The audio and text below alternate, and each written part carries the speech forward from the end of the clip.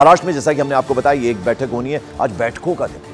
महाराष्ट्र के मुख्यमंत्री एकनाथ शिंदे ने शिवसेना की आज एक अहम बैठक बुलाई है और इस बैठक में शिवसेना के सारे जो लीडर्स हैं और सांसद शामिल होंगे। ये बैठक वर्ली के NSCI डोम में 11 बजे बुलाई गई है। खबर है कि इस बैठक में बातचीत का एजेंडा सीट शेयरिंग का रहेगा। साथ ही साथ राज ठाकरे की दिल्ली में जो अमित शाह से मुलाकात हुई है उसके बाद वो एनडीए में शामिल होंगे या नहीं, इस पर भी चर्चा इस बैठक में की जाएगी। तो शिंदे गुट की एकनाथ शिंदे की अगर हम बात करें तो उस गुट की आज एक अहम और महत्वपूर्ण बैठक होनी है।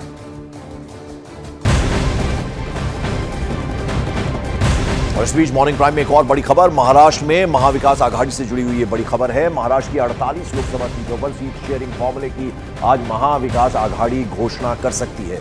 जो सूत्रों के हिसाब से इंफॉर्मेशन मिल रही है उसके मुताबिक एमवीए के बड़े नेता शरद पवार, उद्धव ठाकरे और कांग्रेस के नाना पटोले एक प्रेस कॉन्फ्रेंस के जरिए सीट शेयरिंग और जो कैंडिडेट्स हैं उनके नामों का ऑफिशियल अनाउंसमेंट कर सकते हैं। हालांकि इसमें वंचित बहुजन आघाड़ी के अध्यक्ष प्रकाश आंबेडकर शामिल होंगे या फिर नहीं, इस पर अभी भी संशय बना हुआ है, सस्पेंस बरकरार है। अभी हमने महाराष्ट्र की कम से कम 19 सीट पे डिस्कशन किया है।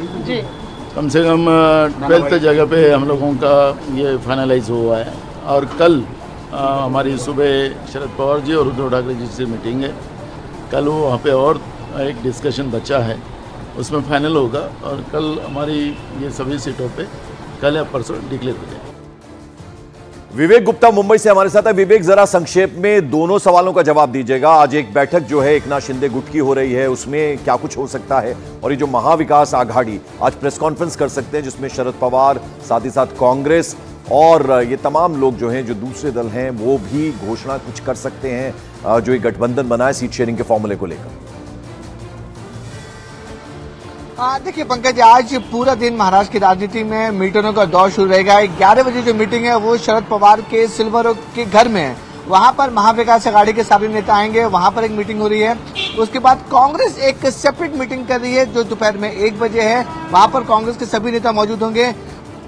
11 बजे के आसपास एकनाथ शिंदे भी अपने सारे लोगों के साथ मीटिंग कर रहे हैं और अलग अलग पार्टी मीटिंग कर रहे हैं। पहली मीटिंग जो है वो शरद पवार और महाविकास आघाड़ी की, उसमें यह तय होगा कि आखिरकार सीट शेयरिंग का फॉर्मूला क्या होगा, उसका ब्लूप्रिंट क्या होगा, कौन कितने लोग पे लड़ेंगे, उसका ब्लूप्रिंट करने के बाद आज शाम तक प्रेस कॉन्फ्रेंस हो सकती है। दूसरी मीटिंग जो है वो महायुति की है, जो एकनाथ शिंदे अपनी सारे नेताओं, विधायक और सांसदों के साथ मीटिंग कर रहे हैं। उसमें यह तय होगा कि अगर राज ठाकरे की एंट्री महायुति में होती है तो उनको कौन सी सीट पे दिया जाए और किस सीट पर एडजस्टमेंट किया जाए। चलिए, आप नजर बनाए रखें विवेक, आज बहुत महत्वपूर्ण दिन है। अगर महाराष्ट्र की सियासत की बात करें आपके पास वापस लौटेंगे जब कुछ और अपडेट आपके पास आएगा। फिलहाल आपका शुक्रिया। तो मॉर्निंग प्राइम में इस वक्त बड़ी खबर उत्तर प्रदेश के पीलीभीत से भी आ रही है। खबर है कि पीलीभीत से सांसद वरुण गांधी ने अपने प्रतिनिधि को भेजकर 4 नामांकन फॉर्म खरीदे हैं। बताया जा रहा है कि वरुण गांधी के प्रतिनिधि ने दिल्ली से आकर पीलीभीत में 4 नॉमिनेशन फॉर्म खरीदे हैं और वापस दिल्ली गए।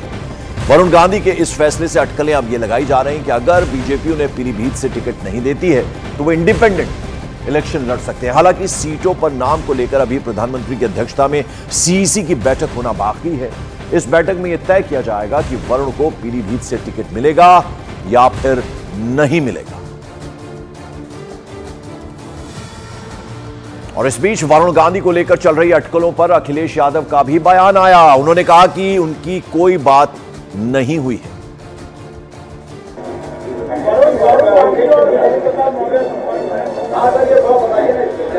नहीं, हमारे कोई संपर्क नहीं, हमारे पे कोई संपर्क नहीं।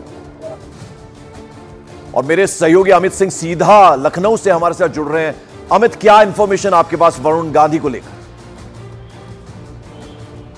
देखिए, ये माना जा रहा है कि वरुण गांधी पर जो सीएससी की बैठक थी उसमें एक सहमति बन गई थी कि वरुण गांधी को इस बार टिकट नहीं दिया जाएगा क्योंकि जो इनका परफॉर्मेंस वरुण गांधी का ग्राउंड जीरो पर वो बिल्कुल मिलता है। और बीजेपी किसी को भी टिकट देती है तो जाहिर तौर पर गांव स्तर पर, ब्लॉक स्तर पर, तहसील स्तर पर उसका फीडबैक लिया जाता है, तो वो फीडबैक नेगेटिव आया। इसके अलावा वरुण गांधी के बारे में अगर हम बात करें तो वरुण गांधी लगातार पूरे 5 साल तक अपने सरकार को ही क्रिटिसाइज करते रहे, चाहे वो मोदी सरकार हो या फिर योगी सरकार। तो जाहिर तौर पर एक तो परफॉर्मेंस नहीं, दूसरी बात अपनी ही सरकार को क्रिटिसाइज करना, तो ऐसे में माना जा रहा है कि वरुण गांधी का टिकट कट सकता है। और तो दूसरी तरफ जहां अखिलेश यादव ने साफ साफ कह दिया कि वरुण गांधी के वो संपर्क में नहीं है, तो ऐसे में वरुण गांधी ने अपने प्रतिनिधि को दिल्ली से भेजा और दिल्ली से भेजने के बाद 4 सेट नॉमिनेशन फॉर्म खरीदाया। अब अटकलें लगाई जा रही है कि क्या निर्दलीय उम्मीदवार हो सकते हैं पीलीभीत से वरुण गांधी। जी बिल्कुल, चलिए बहुत बहुत शुक्रिया इस अपडेट, इस जानकारी के लिए।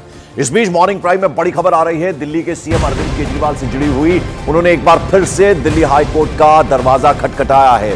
उन्होंने हाईकोर्ट से अंतरिम राहत मांगी है और ऐसे में उन्होंने उनकी तरफ से यह भी कहा गया कि जो जांच होगी उसमें सहयोग को पूरी तरह से वो तैयार है, लेकिन एनफोर्समेंट डायरेक्टरेट को गिरफ्तारी करने से रोका जाए। आपको बता दें, दिल्ली शराब नीति मामले में एनफोर्समेंट डायरेक्टरेट ने केजरीवाल को 9वीं बार समन भेजा है और अभी तक हाजिर नहीं हुए हैं ईडी के बुलावे पर। और अब एक बार फिर से हाईकोर्ट का दरवाजा खटखटाया गया। इस याचिका में कहा गया है कि जांच में मैं सहयोग को तैयार हूं, लेकिन ईडी को गिरफ्तारी करने से रोका जाए। एक बार फिर से दिल्ली हाईकोर्ट का दरवाजा खटखटा दिया है। अरविंद केजरीवाल ने जो जांच होगी उसमें पूरी तरह से सहयोग मिलेगा, ये कह दिया गया है, लेकिन गिरफ्तारी ना हो। तो हाईकोर्ट में एक बार फिर से पहुंचे हैं अरविंद केजरीवाल। याचिका उन्होंने लगाई है और इसमें अंतरिम राहत मांगी है और साथ ही साथ उन्होंने ये भी कहा है कि जांच के लिए पूरी तरह से तैयार हैं, उसमें सहयोग करने के लिए पूरी तरह से तैयार है, लेकिन ईडी को गिरफ्तारी करने से रोका जाए। 9 बार समन किया गया है। जावेद इस वक्त हमारे सहयोगी हमारे साथ जुड़ रहे। जावेद, क्या अपडेट? देखिए, एक बार फिर से मुख्यमंत्री अरविंद केजरीवाल की तरफ से हाईकोर्ट का दरवाजा खटखटाया गया है। इस बार जो जानकारी मिल रही है उसके मुताबिक ये याचिका लगाई गई है कि वो सहयोग करने के लिए तैयार हैं ईडी की जांच में, लेकिन गिरफ्तारी से रोका जाए। और बताया जा रहा है कि आज ही इस मामले पर सुनवाई हो सकती है। दरअसल आज ही की तारीख का 9वां समन है अरविंद केजरीवाल को पेश होने के लिए। पिछले 8 समन में वो अब तक पेश नहीं हुए हैं। इससे पहले कल भी इस मामले में हाईकोर्ट में सुनवाई हुई थी इसकी वैधता को लेकर, जिस पर अगली सुनवाई 22 अप्रैल को होनी है। अब देखना होगा कि आज की सुनवाई में क्या निकलता है। बिल्कुल, तो 9वीं बार आज समन किया गया है, आज पेश होना है ईडी के सामने। आज क्या वो पेश होंगे या नहीं? इस बीच जैसे कि जावेद बता रहे हैं कि एक बार फिर से दिल्ली हाईकोर्ट का दरवाजा खटखटाया, कहा है कि मैं जांच के लिए तैयार हूं, लेकिन गिरफ्तारी रोकी जाए। मॉर्निंग प्राइम में वक्त छोटे से ब्रेक का है, लेकिन ब्रेक के बाद जब लौटेंगे तो आपको दिखाएंगे बिहार की सियासत से आई है एक बेहद चौंकाने वाली खबर। कहीं मत जाइए।